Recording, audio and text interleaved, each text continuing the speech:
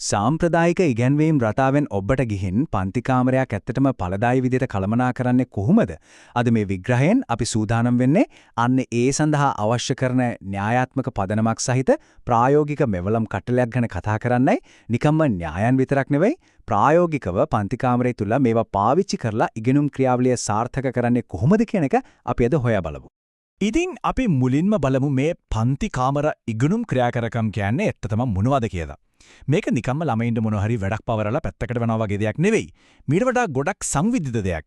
මෙහි ප්‍රධානම අරමුණ වෙන්නේ ඊටමත් පරදායි විදිහට ඉගෙනුම සිද්ධ වෙන ඒ වගේම දරුවන්ගේ ප්‍රවීණත්වය ගොඩනගන විදිහට පන්ති කාමරයේ ඇතුලේ තනි යුගල එහෙම නැත්නම් කණ්ඩායම් වශයෙන් දරුවන්ව මෙහෙයවීමයි. මේක හරියටම නිශ්චිත අරමුණක් තියාගෙන සලසුම් කරන ව්‍යුහගත ක්‍රියාවලියක්. මේ සම්පූර්ණ කතාව පැහැදිලිව තේරුම් ගන්න අපි මේ ගමන ප්‍රධාන කොටස් 4කට ව්‍යුහගත කරලා තියෙනවා.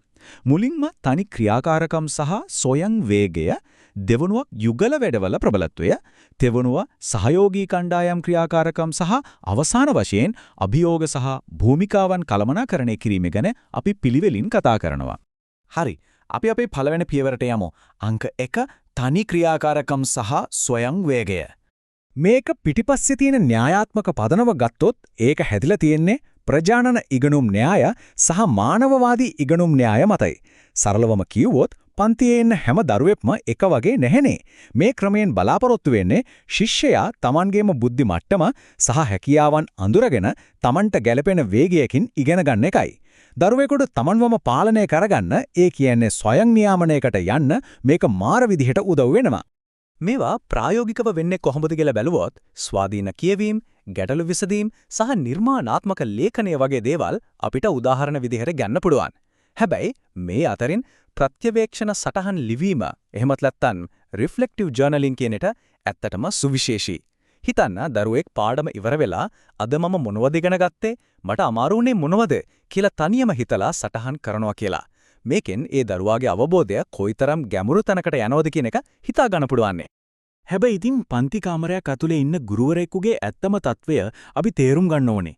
එක පැත්තකින් ഘോഷාකාරී පන්තියක් නිශ්ශබ්ද කරලා එක අරමුණකට ගන්න මේ වගේ තනි ක්‍රියාකාරකමක් දෙන එක ලොකු පහසුවක්. ඒ වගේම දරුවෙකුගේ නියම දක්ෂතාවයේ තක්සේරු කරන්නත් මේක හොඳ ක්‍රමයක්.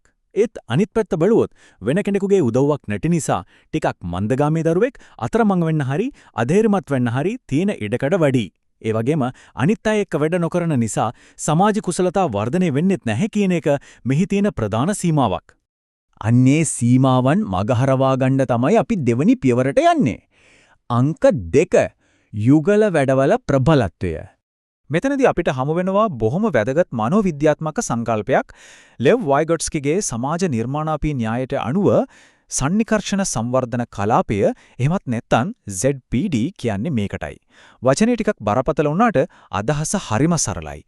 යම් විෂය කරුණක් තේරුම් ගන්න අමාරු දරුවෙක්ව ඒක හොඳට පුළුවන් තවත් දරුවෙකුට එකතු කළොත් අර අමාරු දරුවාගේ ඉගෙනීම පුදුම විදිහට වේගවත් වෙනවා කියන එකයි මේකෙන් කියවෙන්නේ. මේක පන්ති කාමර ඇතුලේ කරන හරි අපූර්ව ක්‍රමයක් තමයි හිතන්නේ යුගල වෙන්න බෙදා ගන්න කියන ක්‍රමය. මේක යන්නේ හරිම තාර්කික පිළිවෙලකට. මුලින්ම ප්‍රශ්නයක් දුන්නම දරුවා තනියම ඒක ගැන හිතනවා. ඊට පස්සේ තමන්ගේ ළඟම ඉන්න යාළුවෙක් ඒ ගැන කතා කරලා දෙන්නත් එක්කම එක පොදු එකඟතාවයකට එනවා. අන්තිමට ඒකාබද්ධ පිළිතුර මුළු පන්තියටම කියනවා. තනියම හිතන තැන ඉඳලා කට්ටියට එක්ක අදහස් බෙදා ගන්න තැනකට දරුවාව අරන් යනවා කියන්නේ ලොකු ජයග්‍රහණයක්. මේ යුගල ක්‍රියාකාරකම් වලට තව උදාහරණ කීපයක් බැලුවොත් භාෂා පාඩම් වලදී කරන රෝල් ප්ලේ එහෙමත් නැත්නම් භූමිකා රංගන අපිට ගන්න පුළුවන්. ඒ වගේම තමම් ලියපු රචනාවක් ළඟින් ඉන්න යාළුවට දීලා වැරදි අඩුපාඩු හදාගන්න එක, වචනයි ඒවයි තේරුම් අඩංගු කාඩ්පත් යුගල කරන එක වගේ ක්‍රියාකාරකම් පවා මේකට අදාළ කරගන්න පුළුවන්. දැන් මෙතනදී පාන්ති කාමරයේ හැංගීම එමත් නැත්නම් එනර්ජි එක වෙනස් වෙන විදිය බලන්නකෝ. තනි වැඩකදී මුළු පන්තියම නිශ්ශබ්දයි. හැමෝම තමන්ගේ වැඩේට විතරක් අවධානය දෙනවා. හැබැයි යුගල වැඩකට ගියාම මුළු පන්තියම එකපාර කතා කරන්න පටන් ගන්නවා. sannivedanaye උපරිමයි ඉක්මනින් අදහස් වමාරු වෙන ක්‍රියාකාරී වටපිටාවක් එතන හැදෙනවා. එක් අයෙකුට කතා කරන්න ලැබෙන අවස්ථාව මෙතනදී ගොඩක් වැඩි. ඊළඟට අපි යමු අපේ තුන්වෙනි කොටසට. අංක 3 සහයෝගී කණ්ඩායම් ක්‍රියාකාරකම්. ඇයි අපි කණ්ඩායම් ක්‍රියාකාරකම් කරන්නේ?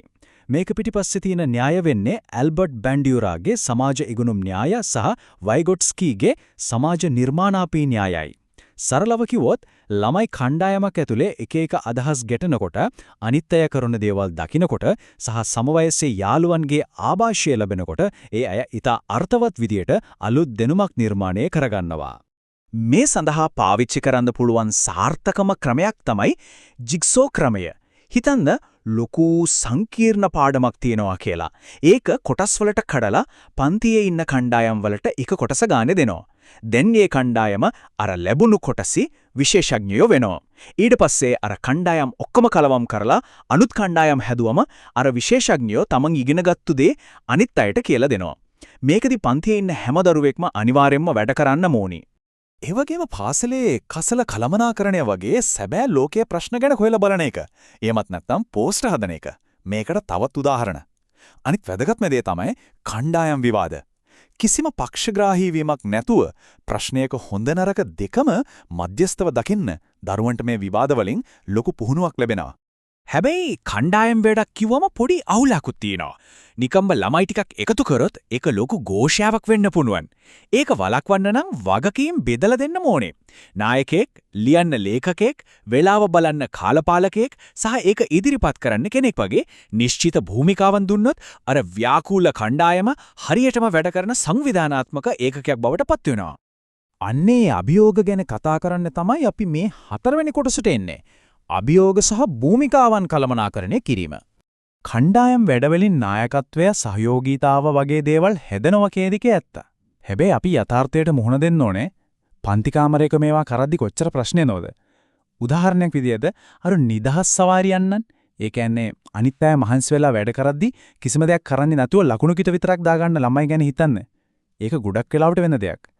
ඒ වගේම පන්තියේන දක්ෂ ළමයි විතරක් එකතු වෙලා වෙනම කණ්ඩායමක් හදාගන්න එකත් නිතරම දකින්න ලැබෙන ප්‍රායෝගික ගැටලුවක්. ඉතින් මේ ප්‍රශ්න ඔක්කොම විසඳන්න ඉන්න එකම කෙනා කවුද? ඒ තමයි ගුරුවරයා. ගුරුවරයා කියන්නේ මෙතනදී නිකම්ම නිරීක්ෂකෙක් නෙවෙයි මේ සම්පූර්ණ ක්‍රියාවලියේ නියමුවා. දරුවන්ට ඕනේ විදිහට කණ්ඩායම් හදන්න දෙන්නේ නැතුව දක්ෂතා අඩු වැඩි ළමයි ඔක්කොම කලවම් වෙච්ච මිශ්‍ර කණ්ඩායම් හදන්න ගුරුවරයා මැදිහත් වෙන්නම ඕනේ. ඒ වගේම හැම දරුවෙකුටම පැහැදිලි වගකීමක් දීලා මුළු පන්තිය පුරාම ඇවිදිමින් අධීක්ෂණය කරන එක අනිවාර්යයි. එහෙනම් අපි මේ කතාරු නිමා කරන්නේ බොහොම ප්‍රබල සිතුවිල්ලකින්. අද කාලේ අධ්‍යාපනඥයෙකුගේ භූමිකාව නිකම්ම ඉස්සරහට ඇවිත් කරුණු ටික කටපාඩමින් කියන දේශකෙක් කියන තැනින් එහාට ගිහින් තියෙනවා. ඒ වෙනුවට මේ තනි යුගල සහ කණ්ඩායම් කියන මෙවලම් තුනම හරියට පාවිච්චි කරලා ඵලදායි ඉගෙනුම් පරිසරයක් ගොඩනගන ගෘහ නිර්මාණ ශිල්පියෙක් බවට අපි හැඩගැහෙන්නේ කොහොමද? අන්න ඒක තමයි අපි හැමෝම අහගන්න ඕනේ වැදගත්ම ප්‍රශ්නය. මේ වෙනස තමයි හෙට දවසේ අධ්‍යාපනයේ සාර්ථකත්වය තීරණය කරන්නේ.